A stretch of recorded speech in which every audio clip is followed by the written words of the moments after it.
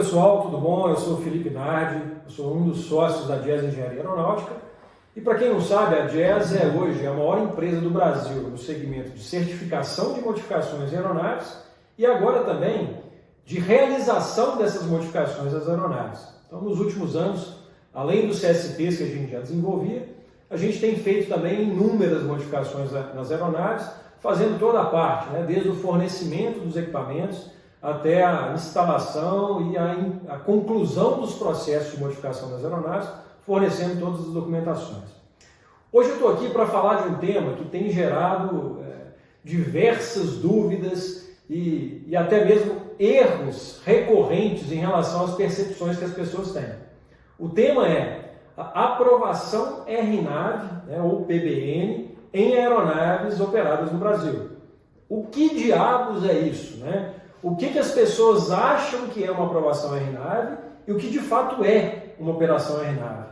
Então eu estou aqui para desvendar um pouquinho desse mistério e tentar de uma forma mais explícita possível e mais fácil possível explicar para cada um de vocês o que de fato é a certificação, a aprovação RNAV e o que as pessoas querem dizer com isso. Então vamos lá. Como eu falei, o objetivo é desvendar esse mistério do que é o RNAV, as aprovações RNAV, e desconstruir alguns conceitos muito errados, e que são tratados como verdade por grande parte do público da aviação, pilotos, operadores, oficinas de manutenção em geral.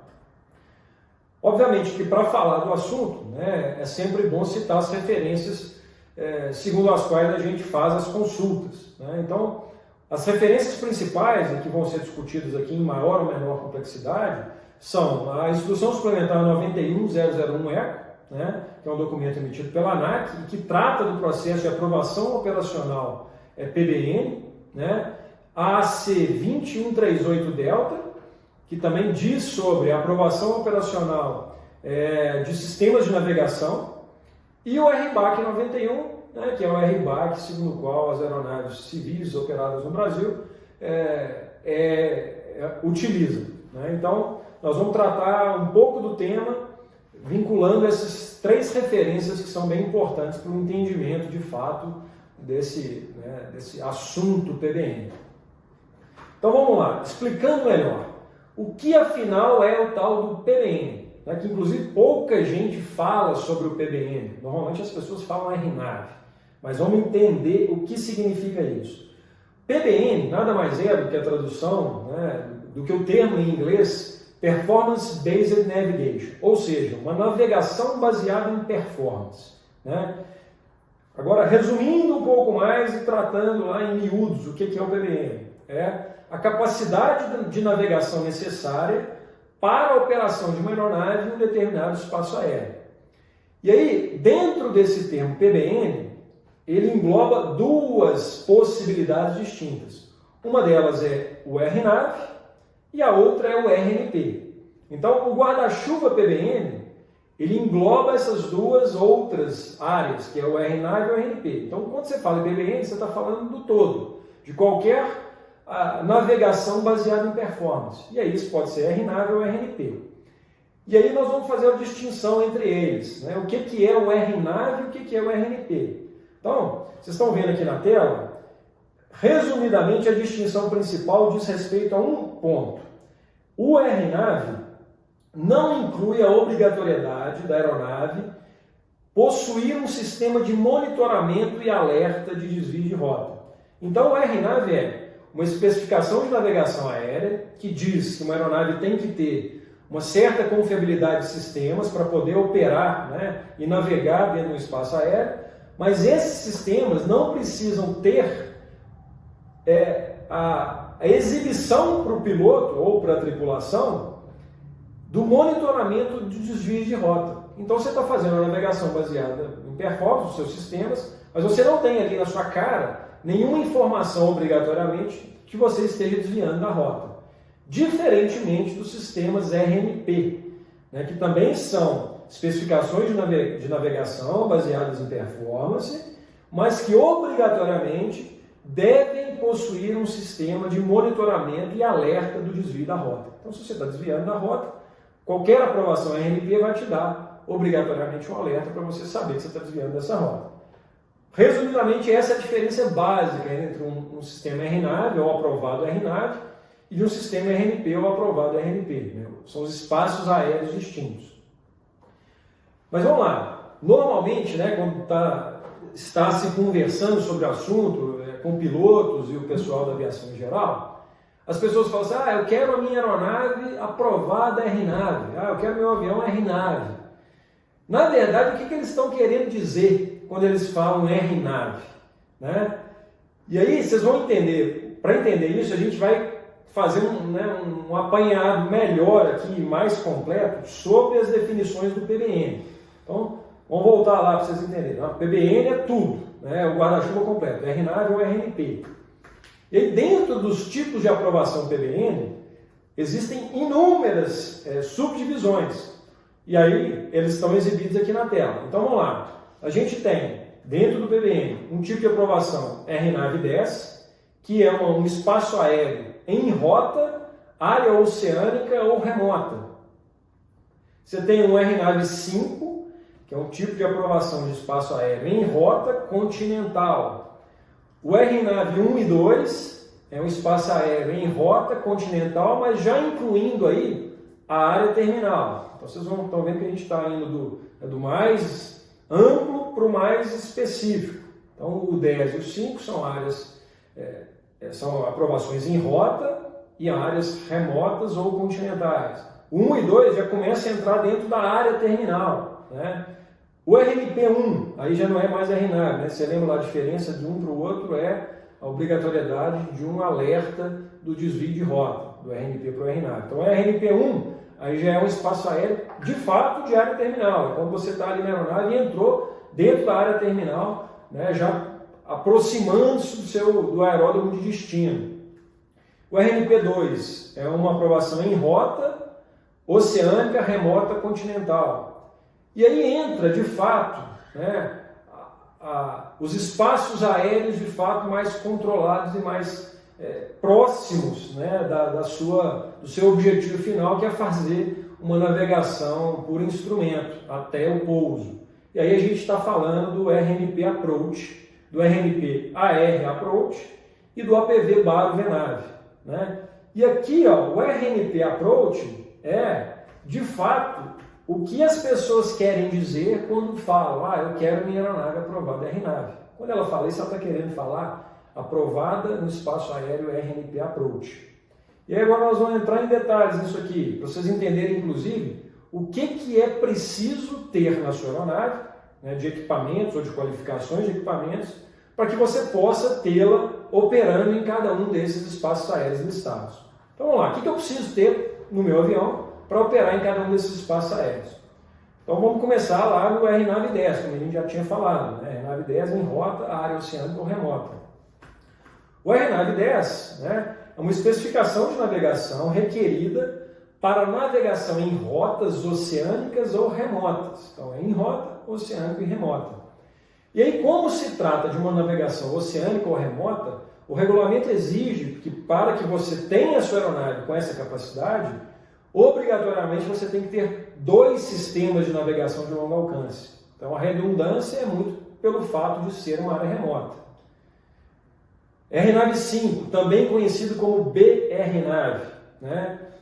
É um conceito de navegação que te permite, né, a cobertura para operação em espaços aéreos em rota, vamos voltar aqui, continentais. E aí, diferentemente do RNAV10, você não precisa ter duplicidade nos seus sistemas de navegação. Mas aí, para você operar em RNAV5, você tem que ter um sistema VOR/DME, um sistema DME/DME, ou um sistema inercial, ou um sistema de GNSS, ao invés de 2, como no caso do RNAV10. Então, nós vamos chegando agora mais perto, né, da área terminal. E aí, o RNAV1 e 2, eles já incluem o espaço aéreo que compreende, inclusive, a área terminal, né? Que são as áreas que você vai poder fazer, né, os procedimentos por instrumento, de saída e chegada, SIDs e STARTs. E aí, para que você possa, de fato, operar, nesse espaço aéreo, já entrando dentro da área terminal, o mínimo exigido são multissensores que cumprem com a C20-130 alfa ou 20-138. Resumidamente, se você tiver um sistema GNSS autônomo, você vai poder fazer a operação RNAV 1 e 2 dentro da área terminal, né? Incluindo os procedimentos de SID e STAR. E aí o RNP-1, né, que também inclui, né, as operações em área terminal e aqui de fato podendo executar as SIDs e STARs. Basicamente, sua aeronave tem que ter um sistema GNSS que cumpra a TSO C145, as versões mais atuais ou mesmo as antigas, né, ou qualquer letra, aí, né, C145 Alfa, Brava, que estiver vigente, ou C146, e mesmo os sistemas de GNSS que cumpram o TSO C129 Alfa. Já podendo operar, né, lembrando, fazendo a área terminal. E aqui entra de fato, né, como a gente falou, o que as pessoas de fato querem dizer quando falam, eu quero minha aeronave aprovada RNAV. Ela está querendo dizer RNP Approach, que é, de fato, a capacidade, né, de operação em área terminal, incluindo os procedimentos de aproximação de não precisão, né, que são os procedimentos já vinculados às cartas, né, de aproximação com base em sistemas RNAV.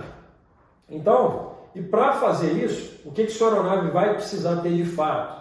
Então, vai ter que ter, aí repara no detalhe, né, sistemas de GNSS que cumpram com as TSOs lá. Então, quando nós estamos falando isso, vale, né, sistema GPS 400, GPS 500, GNS 430, GNS 530, os sistemas Avidyne, IFD 540, IFD 440, os sistemas mais novos da Garmin, GTN 650, GTN 750, GTN 625, 725, e esses sistemas mais novos ainda da Garmin, GPS 175, o GNC 355, então todos esses sistemas GPS podem fazer com que sua aeronave esteja capacitada para o procedimento RNP Approach, mas, porém, contudo, entretanto, é importante dizer que não é só isso que é necessário. Não adianta você ter simplesmente um sistema de GPS na sua aeronave. Aqui está o pulo do gato, ó. Interfaces e funcionalidades que também são exigidas. Então, você precisa ter o quê? Além de ter o sistema GPS que cumpra as TSOs. 1. Mapeamento de waypoints. 2. Capacidade de sequenciamento automático das pernas previstas no seu sistema GPS. Diretor de voo ou piloto automático não é exigido, mas é recomendável. E aí você vai entender por quê. Porque isso tem a ver principalmente com a carga de trabalho da tripulação, né?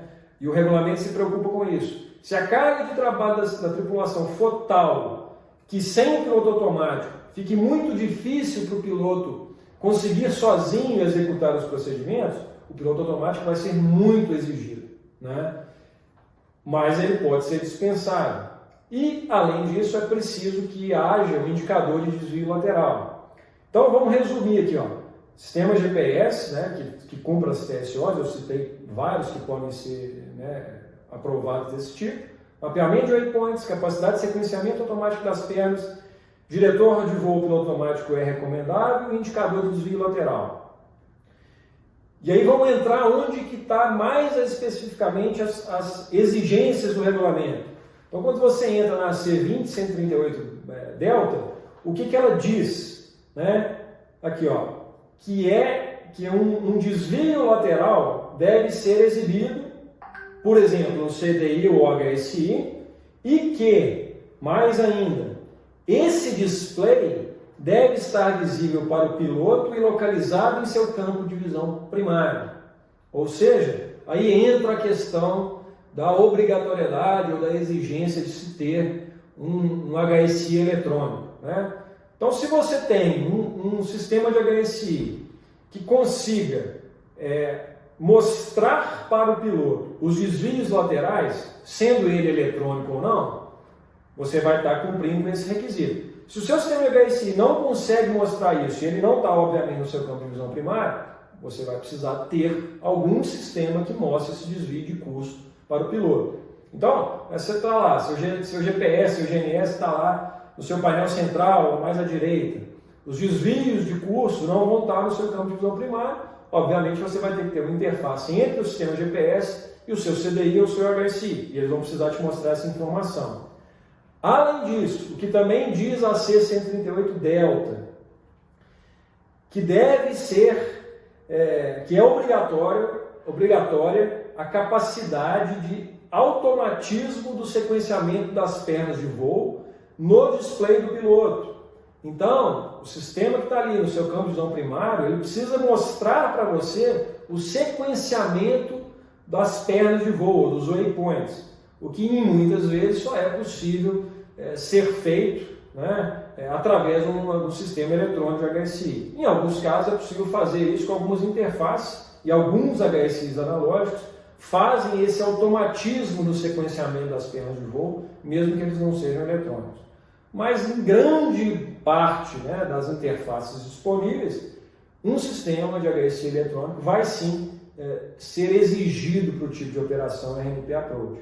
E aí a boa notícia, no caso, são os novos sistemas, né, de HSIs eletrônicos da Garmin, que reduziram muito, né, o valor de um HSI, que antes a gente ficava mais ou menos restrito às opções da Sandel, né, que eram SN 3500, 4500, 3308, que tinham valores, né, de equipamentos novos muito mais altos e que muitas vezes inviabilizavam, né, a aquisição, principalmente por aeronaves menores e que um custo elevado se tornava impeditivo.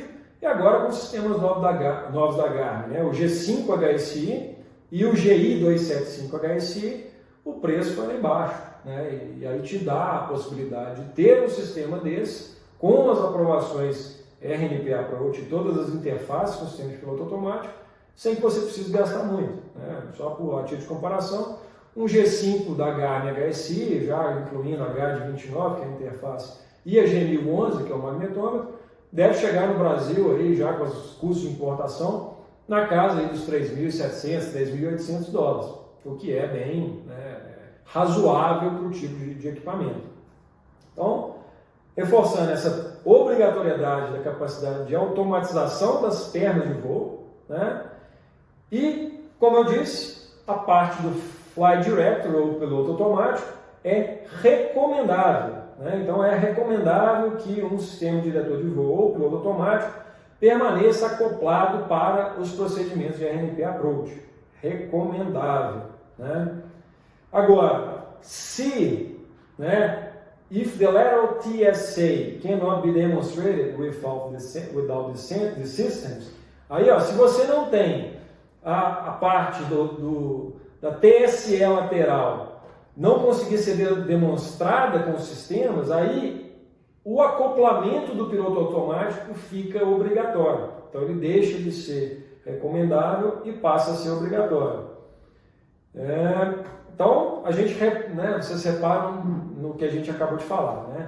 A exigência de equipamentos para uma operação RNP Approach, ela não para aqui, ó, só na parte dos sistemas GPS. Ela tem continuidade porque você precisa ter um mapeamento de waypoints, capacidade de sequenciamento automático das pernas de voo no campo de visão primário, uma recomendação em relação ao diretor de voo piloto automático e um indicador de desvio lateral também no campo de visão primário do piloto. Né? E aí agora eu quero entrar num detalhe.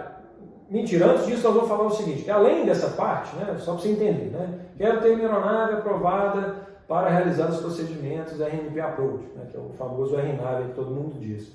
E aí se você é operador 121 ou 135, o caminho é um. Se você é operador 91, o caminho é outro.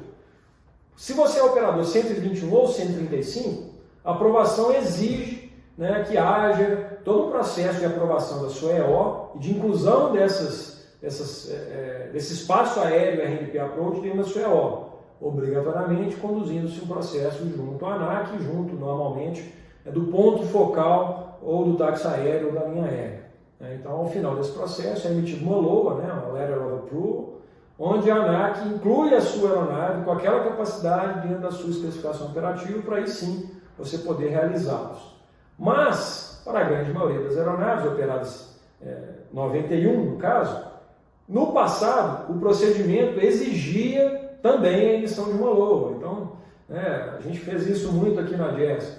Reunia-se todo o conjunto de documentos da aeronave, avaliava-se os sistemas que estavam presentes, avaliava-se o suplemento a manual de voo e as capacidades dessa aeronave, enviava-se essa documentação para a ANAC, para o setor de aeronavegabilidade, e aguardava-se que fosse emitida uma LOA, uma carta de aprovação PBN, já listando quais espaços aéreos essa aeronave poderia operar.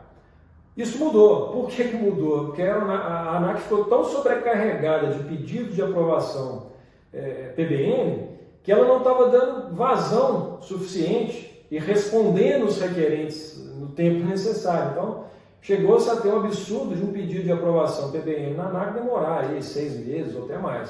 Então, a ANAC extinguiu esse processo que antigamente era utilizado e deu a responsabilidade para as oficinas. Então, são as organizações de manutenção, aprovadas segundo o RBAC 43, que são as responsáveis por dizer e por emitir um laudo, que é o formulário F900-76-, e esse formulário é quem diz para o operador se ele pode ou não operar segundo os espaços aéreos PBN. Isso ficou muito mais simples, obviamente, mas e como grande parte das oficinas também não tem um entendimento muito claro em relação a isso, algumas dúvidas permanecem, algumas informações nebulosas permanecem. Se você, inclusive, tem essa intenção e quer saber se o aeronave tem de fato capacidade PBN ou em algum dos espaços aéreos, pode entrar em contato com a gente ou em contato com a oficina que faz normalmente as manutenções para você, porque hoje é dela a responsabilidade de fazer essa emissão do formulário. E o formulário, no final, ele lista lá quais são os tipos de procedimentos PBN que a sua aeronave vai estar aprovada. Então não há mais a LOA PBN. Esse é outro importante ponto para ser destacado. Agora talvez a gente esteja entrando na parte mais importante desse vídeo, que é uma mentira propagada em quase todo o mercado da aviação no Brasil. E está aqui, vou até ler a frase para vocês entenderem explicitamente qual que é essa mentira. Somente os sistemas W, os sistemas UOS da Garmin, podem ser aprovados para operações RNAV. Então vamos lá, eu quero deixar isso aqui absolutamente claro. Essa frase é uma mentira. É uma mentira, ela não é correta essa frase. E não tem absolutamente nenhuma relação entre a possibilidade de aprovação RNAV e a existência da função UOS nos sistemas GPS. Então não é verdade isso. A linha UOS e não UOS da Garmin, qualquer uma delas tem as possibilidades de de ser aprovada para operações RNAV, o RNP Approach inclusive. Então isso é uma grande mentira. E aí vamos entrar a fundo nessa questão e entender de onde veio essa mentira. Então, aqui, a informação importante é essa. Mesmo sistemas não UOS da Garmin podem ser aprovados para operações PBN, inclusive o RNP Approach. E aí, vamos entender o que é de fato essa função, o que é esse W, o que é essa letrinha no final lá dos modelos de GPS da Garmin. GPS 400W, GPS 500W, GNS 430W. O W, ele é a sigla para a função WAS, WAAS. É Wide Area Augmentation System. O que significa isso? Significa que é um sistema de aumento da precisão lateral dos sistemas GPS normais. Então, e essa função WAS, como que ela obtém esse aumento de precisão? Esse aumento de precisão ele é obtido através de uma constelação adicional de satélites. Que você tem lá a constelação de satélites do sistema GPS, que orbita a Terra e que dá, obviamente, para cada sistema GPS as coordenadas e as localizações, as condições de fazer as localizações por triangulação de satélites de cada sisteminha GPS que existe. né? Então, os sistemas GPS consultam, né? Recebem informações enviam e recebem informações da constelação GPS. A função OS trabalha com uma constelação adicional de satélites, que são os satélites vinculados a essa função OS.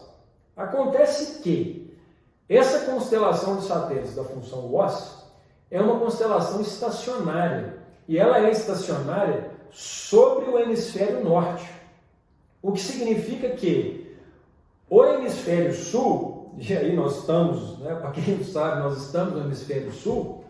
No Brasil, por estarmos no hemisfério sul, nós não temos essa habilitação dessa função. Então não funciona, né, a função OS do Brasil para nos dar esse aumento da precisão lateral, né? Ou seja, no Brasil, de fato, ter um GPS W ou não W não faz a diferença, não faz diferença nenhuma, né? E também não é isso que é fundamental para a aprovação no RNP Approach, por exemplo. Então não existe. Então, e por que começou com esse assunto? Provavelmente essa mentira foi propagada. Porque quando a Garmin fez, né, no passado, a validação do seu STC, dos seus sistemas aqui no Brasil, então principalmente dos sistemas GPS 400, 500, GNS 530, 430, por uma questão absolutamente comercial, como ela queria vender os sistemas que na época eram mais novos, que era a linha WOS, né, a linha W, ela optou por fazer a validação do STC dela exatamente dessa linha W. Então a Garmin não fez a validação dos STCs da linha dela que não é W. Aí as pessoas entenderam, opa, como a Garmin não tem o STC no Brasil, eu não posso ter o sistema W aqui porque ele não está homologado. E num primeiro momento isso era até verdade, ele não estava homologado pela Garmin, né? Mas isso não impedia ou não impede você de fazer a certificação disso ou ter o sistema instalado na sua aeronave. Repare, em momento nenhum isso teve a ver com a capacidade de operação desses sistemas para os espaços aéreos PBN, o RNP Approach. Porque o que manda nisso é o TSO do sistema.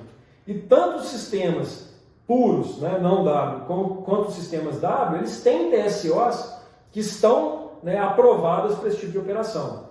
E outra informação importante, né, a Jazz Engenharia, entendendo essa lacuna que existia no mercado, principalmente dos sistemas não W, né, que inclusive são mais baratos e relativamente mais baratos que os sistemas W, nós fizemos um processo de aprovação de um CST múltiplo que aprova esses sistemas não W para quase todas as aeronaves que operam, né, segundo o 91. Então a gente tem isso para Bonanza, Seneca, Baron, tudo quanto é tipo de aeronave. Hoje a gente já tem um projeto nosso, com o CST da Jazz, que permite que você instale esses sistemas não W na sua aeronave, né, e que resolva o problema, tanto do ponto de vista de aprovação da modificação, quanto, possivelmente, da aprovação operacional para o espaço aéreo, para os espaços aéreos da RNAV, o PBN. Né? Então, essa mentira precisa ser extinta definitivamente, porque, e aí é um relato que eu preciso fazer aqui, recorrentemente, quase toda semana, eu ou alguém da nossa equipe comercial recebe alguma mensagem, algum áudio, ou algum relato de algum piloto ou operador que tem essa mentira como verdade. Né? Ah, não posso botar o puro porque ele não é aprovado, não posso botar o puro porque ele não vai fazer RNAV. Esquece isso aí então. Né? E aí no final das contas, para ficar claro para você, né, o que você precisa para ter sua aeronave operando segundo os procedimentos RNP Approach ou outros procedimentos RNAV. E aí as recomendações são diversas. Né? Então você pode ter, primeiro, o GPS, que é o principal sistema para permitir esse tipo de navegação. E aí nós estamos falando da linha da Garmin, né, mais antiga, GPS 400, GPS 500, GNS 430, GNS 530, W ou não W. Nós estamos falando dos sistemas mais novos da Garmin, a linha GTM, 650, 750, 625, 725. Nós estamos falando dos sistemas da Avidyne, né, o IFD 440 ou 540. Inclusive agora a Avidyne foi comprada pela Bendix, então os sistemas até mudaram de nome, mas é mais ou menos, não, é exatamente a mesma coisa. Eu acho que eles chamam agora Aeronav, o sistema IFD 540 ou 440, mas é a mesma coisa, também podem ser utilizados. E os sistemas mais recentes da Garmin também, principalmente o GPS 175. Além disso, é muito recomendável que exista um piloto automático na aeronave, exatamente para fazer essas interfaces, tanto com o seu GPS, quanto com o HSI. Então, e aí entra outra excelente notícia, né? A Garmin está pulverizando esse mercado da aviação geral.